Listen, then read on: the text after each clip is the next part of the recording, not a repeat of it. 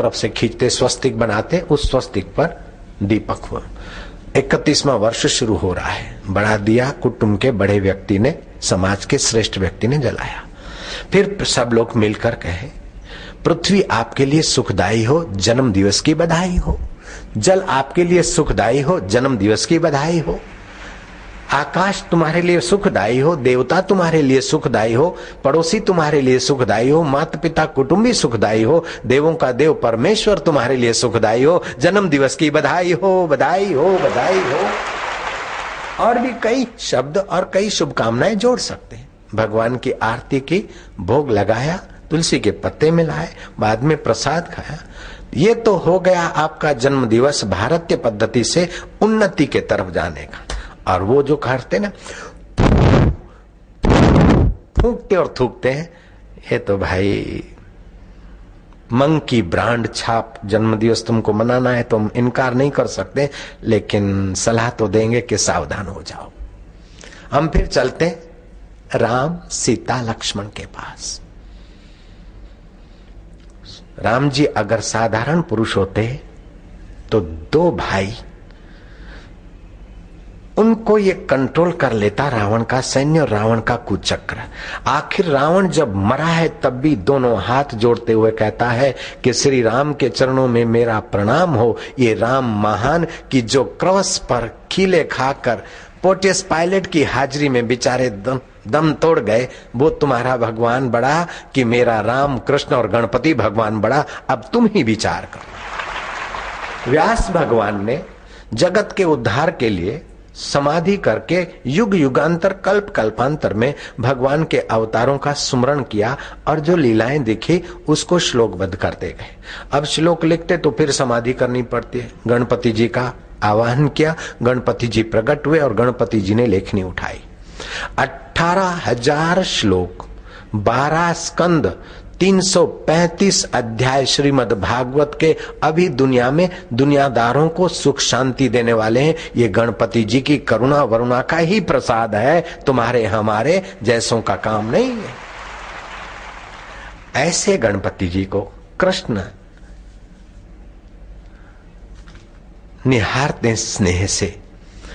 और श्री कृष्ण परशुराम को सलाह देते हैं कि परशुराम तूने बड़ी भारी गलती की।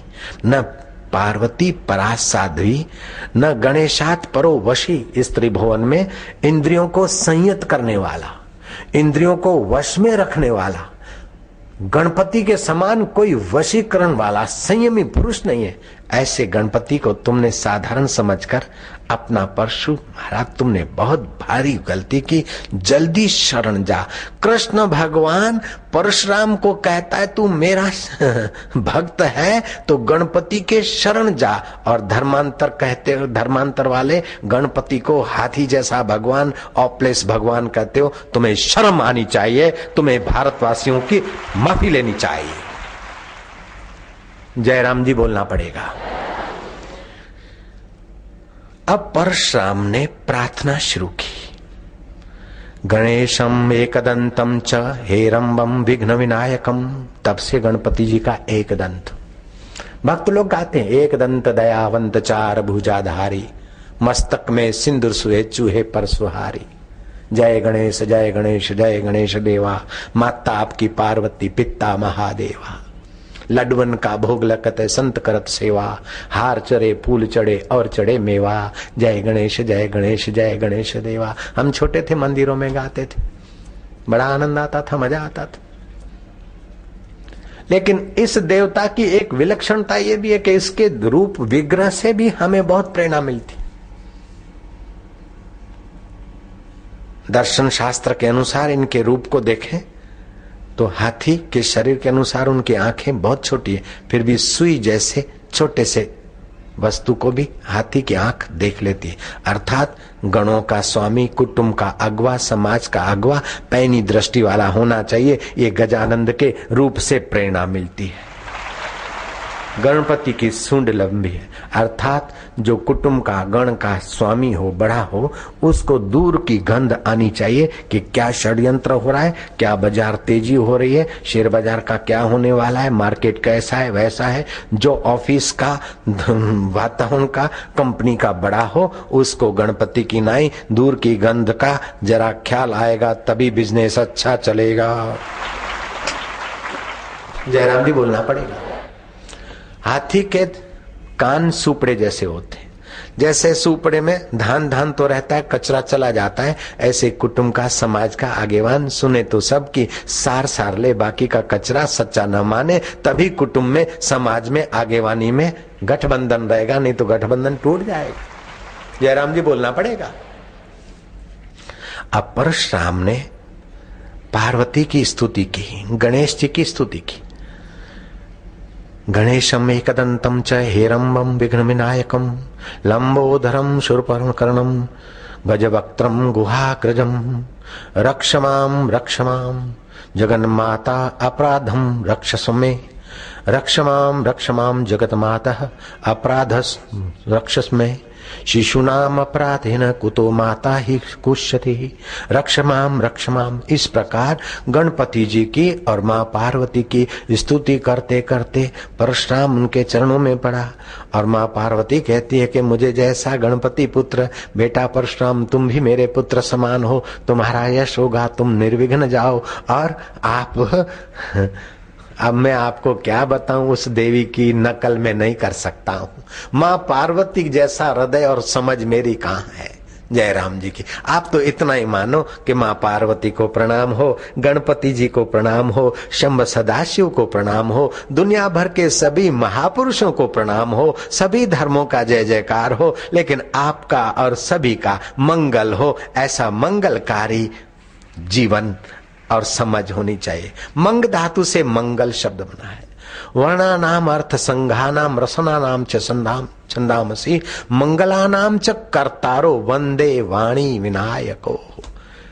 वाणी बोलने के पहले गणपति जी का मंत्र उच्चारो, आपकी वाणी का प्रभाव बढ़ जाएगा। गम ये बीज मंत्र है। गणपतये नमः गम बोलने से आपके ज्ञान तंतुओं पर बीज मंत्र की सात्विक इफेक्ट पड़ती है। आपकी बुद्धि ऐसी सुंदर वचन आपको ला कर देगी। तो वाणी को सुव्यवस्थित रूप से चलाना हो तो सरस्वती का गम गणपतये नमः, गम गणपतये नमः, फिर श्री सरस्वत्यै नमः। लेकिन ये कला सिखाने वाले गुरुदेव का भी तो निगुणापन नहीं होना चाहिए। हम गुण चोर तो ना हो। गुरुभ्यो नमः और बाद में आप बोलो तो आपकी वाणी सत्संग का काम कर लेगी, सत्य के साथ यात्रा कराने वाला वातावरण पैदा कर देगी।